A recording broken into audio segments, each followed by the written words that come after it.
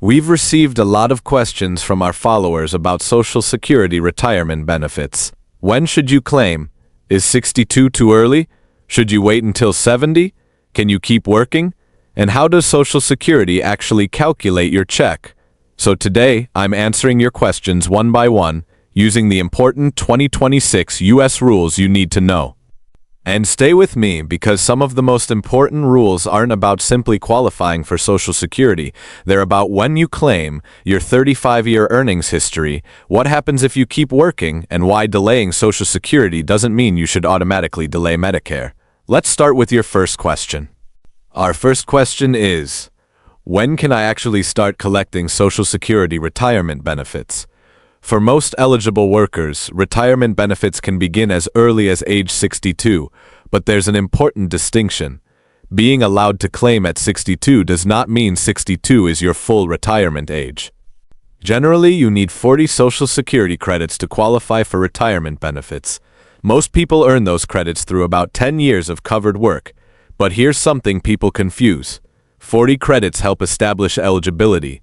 They don't mean you'll receive a large retirement check. Your actual benefit depends heavily on your earnings history and claiming age. Our next follower asks, if Social Security lets me claim at 62, why shouldn't I just take the money? And this is where one of the biggest retirement decisions begins. Starting at 62 gives you benefits sooner, but claiming before your full retirement age generally reduces your monthly retirement benefit. For someone whose full retirement age is 67, claiming retirement benefits at 62 can reduce the worker's monthly benefit by about 30% compared with waiting until 67. That's not necessarily saying 62 is wrong. It's saying you need to understand the trade-off before making the decision. Another question we received is, what exactly is full retirement age? Full retirement age, or FRA, is when you become entitled to 100% of your calculated retirement benefit without an early claiming reduction. For anyone born in 1960 or later, the full retirement age is 67. But don't automatically tell every older person their full retirement age is 67. It depends on their birth year. For example, someone born in 1958 has an FRA of 66 and 8 months. Someone born in 1959 has an FRA of 66 and 10 months. For 1960 and later, it's 67. Here's another popular question. Should I just wait until 70 because I'll get more money?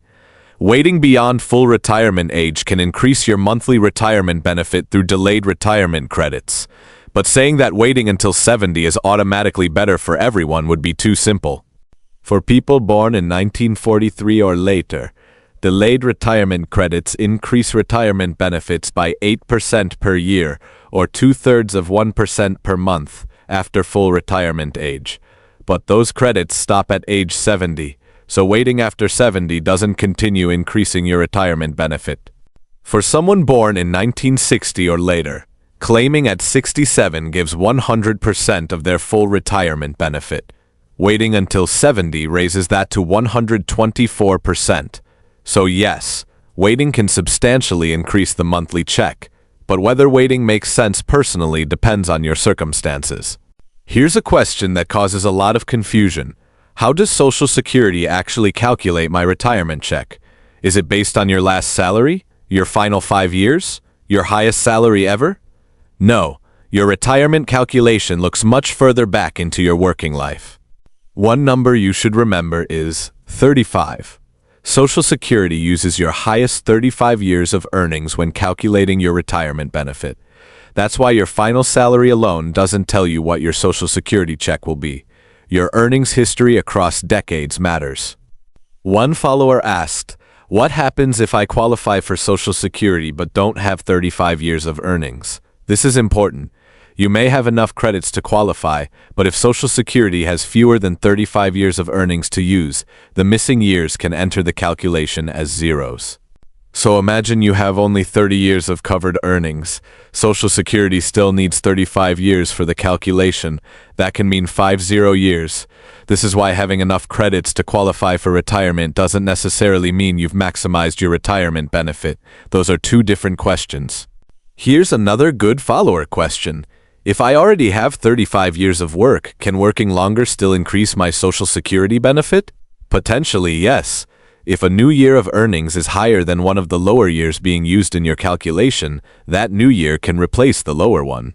So retiring later can potentially help in two different ways. First, delaying benefits beyond FRA can earn delayed retirement credits until 70. Second, continuing to work may add a higher earnings year that improves your 35-year calculation. Those are separate mechanisms, and it's useful to understand both. Another question we received: what's the average Social Security retirement benefit in 2026? After the 2.8% COLA, Social Security estimates the average retired worker receives approximately $2,071 per month in January 2026. But remember, that's an average, not a promise of what you'll receive. We've also seen questions about those huge Social Security numbers online. Can someone really receive more than $5,000 a month in 2026? Yes, under specific circumstances, but this is where you need to understand the difference between a maximum example and what an average retiree receives.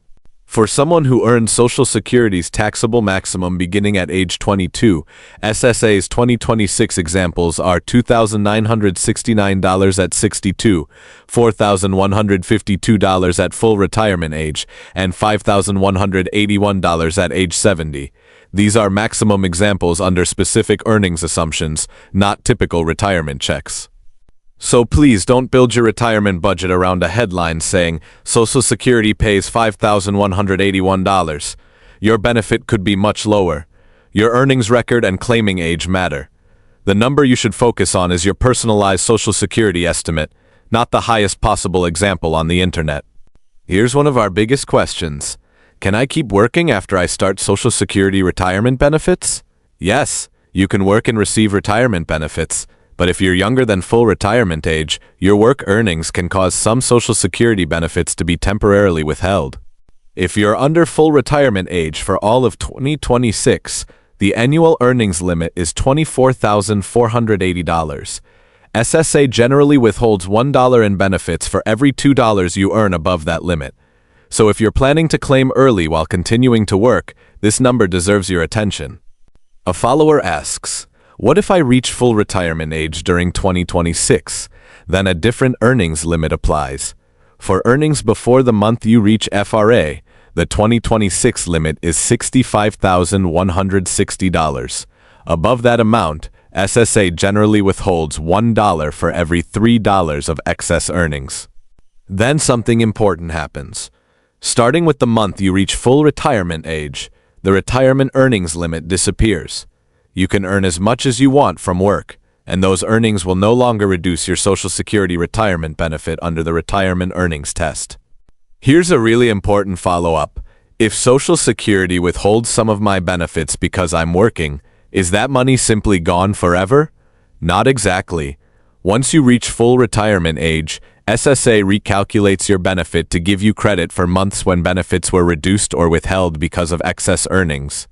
Now let me ask you, are you planning to keep working after starting Social Security? And if you are, did you already know about the 2026 earnings limits? Tell us in the comments. This is one of those rules that can surprise people who start benefits early but continue earning a paycheck. Here's a lesser-known question. What if I retire halfway through 2026 after I've already earned more than $24,480?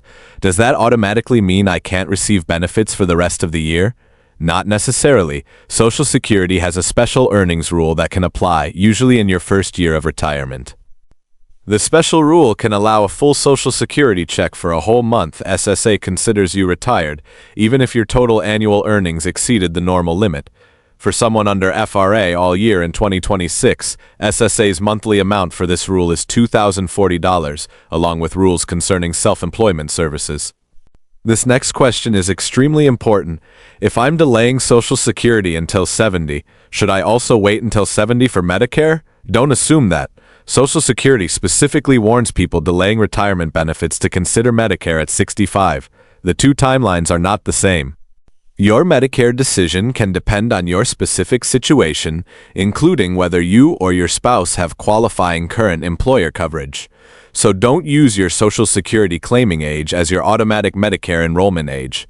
Treat these as two separate retirement decisions and verify the Medicare rules that apply to you. Another follower asks, once I start retirement benefits, can my payment increase with inflation? Social Security uses annual cost of living adjustments, known as COLAs, when applicable.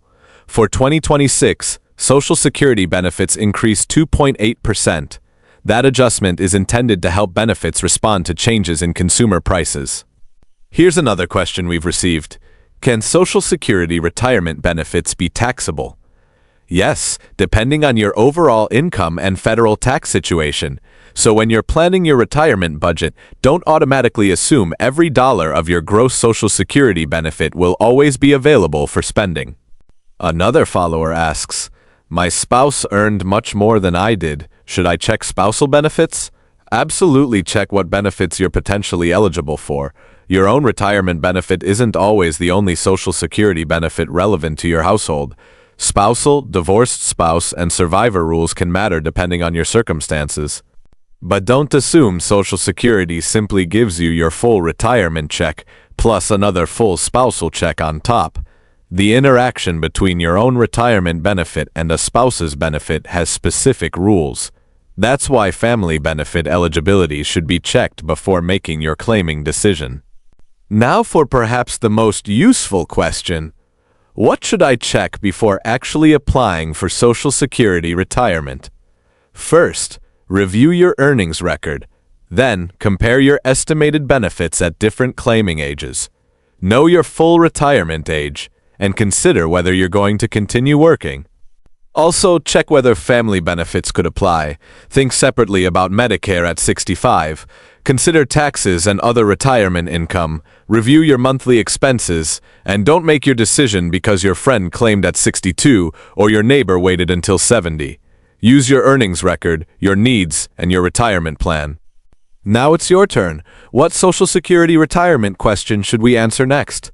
Maybe you're wondering about spousal benefits, divorced spouse benefits, survivor benefits, taxes, Medicare, or whether you should claim at 62, 67, or 70. Leave your question below. We may answer your question in our next story. If there's one thing I want you to remember, Social Security retirement isn't simply about reaching 62 and filing. Your claiming age, 35-year earnings history, work plans, family situation, Medicare, and taxes can all matter. If this video helped you, please like, share, and comment, and subscribe to Seniors Haven for more 2026 U.S. Social Security and Medicare updates.